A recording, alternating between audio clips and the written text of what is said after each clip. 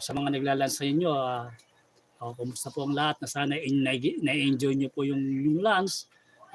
Ito po ngayon ang ating special features for today are Transformer Generation Blur. Na kung titignan nyo medyo may pagka-familiar siya doon sa na-showcase natin yesterday. Kung napanood nyo po yung ating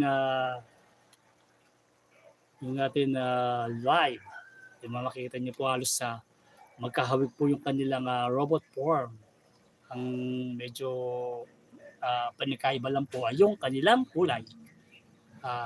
Kasi ginamit po yung base ng ng Nibblor Generation Blur from the base ng mold ng Generation Drift, na ang iba lang po nila talaga yung head sculpt, yung head po, and then yung paint, yung kulay po. At the same time, yung spoiler sa likod. Yung ito pong spoiler na to. Itong spoiler na to. Mas maliit po ang spoiler na ito. Yung kay Drift po, kung napanood nyo po yung ating review yesterday, makikita nyo po na medyo malaki po yung kanyang spoiler dito. Ngayon, i-close up